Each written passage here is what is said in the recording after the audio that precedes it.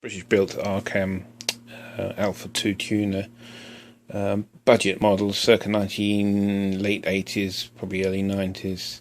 Arcam used to be AR Cambridge, and now have amalgamated their one name into Arcam, and got a good reputation for making good sonic equipment, good audio equipment.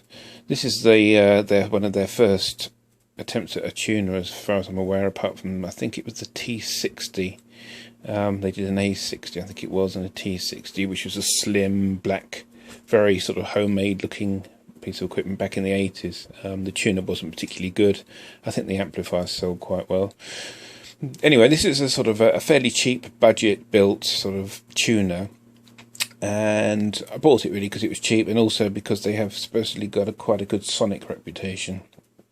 And I must admit, when I first turned it on, I thought it was pretty. Yeah, it was all right. It was, but it was very brash, very sharp sounding, and just didn't quite sound right. I did a few checks on the audio stage just to make sure everything was okay. I checked the traps on the 19 kilohertz to make sure they weren't doing something strange to the top end frequency response.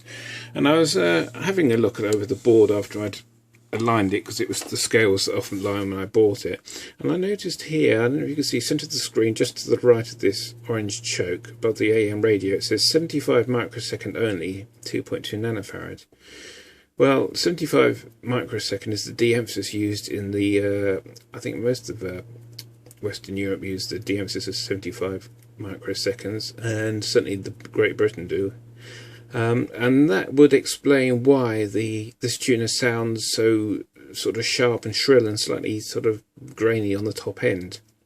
Now, the de-emphasis, all that does is when the transmission source, the top end frequency is boosted by a certain percentage. So it's emphasize that high-end frequencies are boosted up, and when you receive it through the receiver at the other end, you drop that frequency back. So basically you're hiding the noise floor. It improves signal to noise ratio on the reception, because the tuner is actually got a top end roll off.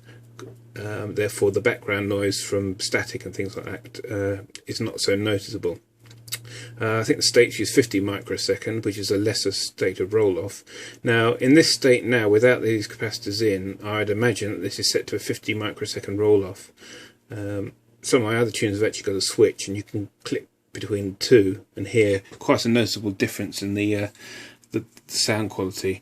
And I'll demonstrate this now, and the easiest way to demonstrate to see what difference it makes is tune it into a static station. Now, I'm hoping the microphone on this phone will pick it up, but have a listen to this when I patch in a capacitor. I'm just going to bridge a capacitor across the points there. So I'm going to go in where it says C26A, and that will actually put the capacitor basically in parallel with the output of the audio amplifier. So once it's gone through these notch filters, the 19 kilohertz notches, which remove the multiplex noise or multiplex tone, then it will go through these final capacitors filters here.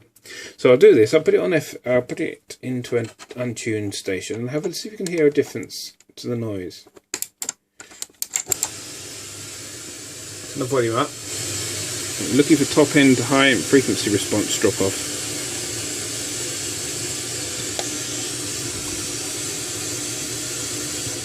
Can you hear that? Off, on, off, on. So it's clearly not connected. I've looked under the side of the board to see if there's a surface mount capacitor fitted, but there isn't. So what I'm going to do, obviously I can't really demonstrate this on YouTube, but I just thought it'd be an interesting find. I don't know if anyone else has a tuner similar to this that maybe sounds a bit shrill. It might be just worth checking that the emphasis levels are correct. And also on any tuner, actually, a lot of the early tuners in the 80s had a switch on the back which you could select the de-emphasis, and it has quite a marked effect on the sound quality. So I'm going to fit these little 2Nan2s, which is what I've got here. I've got two of those. I'll fit those in the circuit, and we'll have another go. But yeah, thanks for watching, and hope it was of interest.